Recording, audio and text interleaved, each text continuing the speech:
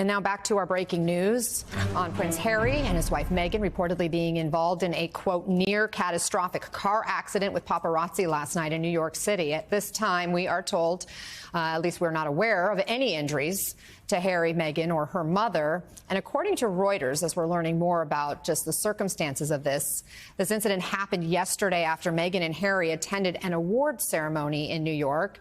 Meghan was honored with a Women of Vision award. A spokesperson for Harry said in a statement, quote, "This relentless pursuit lasting over 2 hours resulted in multiple near collisions involving other drivers on the road, pedestrians, and 2 NYPD officers." Let's bring in NBC's Ali Arouzi covering for this story for us. What more are you learning, Ali? Hi there. Well, we're just getting details are coming through right now, but it seems like this was a 2-hour pursuit of Meghan, Harry, and Meghan's mother across the streets in New York. It was a few near catastrophic collisions while the paparazzi were relentlessly pursuing them through the streets.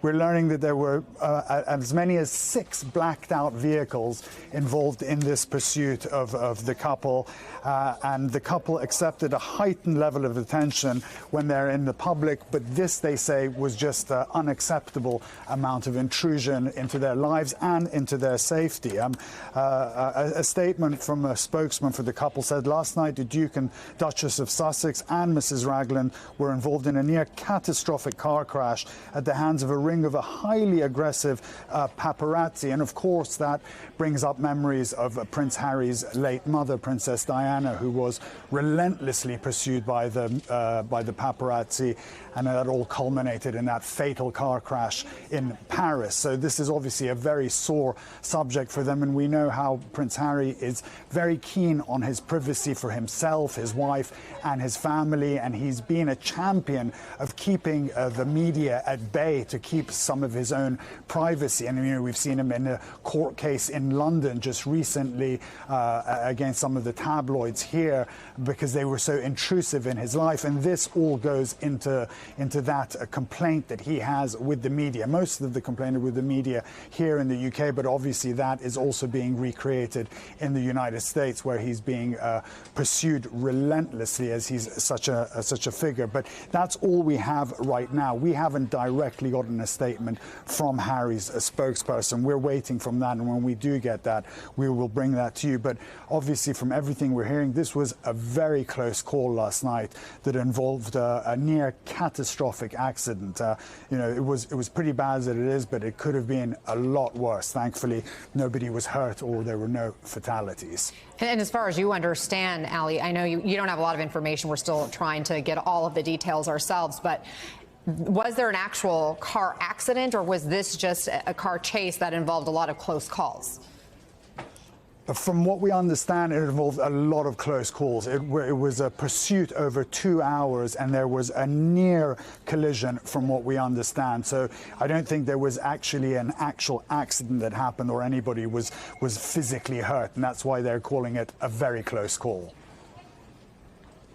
And I was also just thinking about, you're right, what happened with Princess Diana? That was the first thing that popped into my mind as soon as we got word of this particular situation.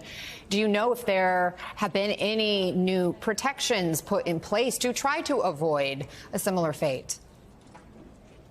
Well, I mean, he does have security protection, and that was one of the bones of contention with the family, that they wanted to take away his security protection, and that really goes towards what Harry has been saying, that he needs security all the time because of incidents like this, not just because of a possible terrorist attack or something like this, but because of the relentless media interest in him. So he would definitely have been traveling with security, but because this was an ongoing chase, they can't just stop in the middle of the road and stop the paparazzi. It had to be done, I presume, in some safe way, but he would definitely have had security with him. How much they could have prevented that chase is another question altogether. Do you know if the security or the paparazzi situation that the royals face here in the U.S. is different than what happens in the UK typically?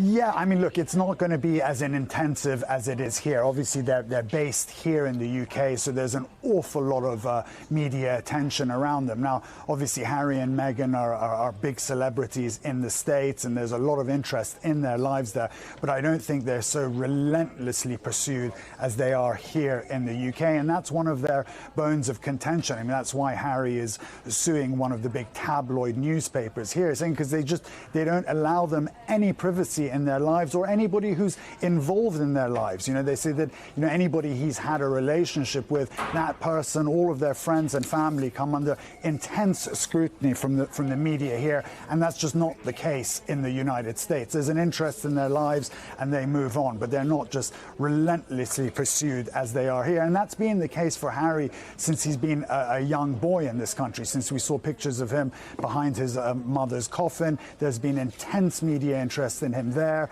through his schooling, through his military career and his social life. So it's very different here for them.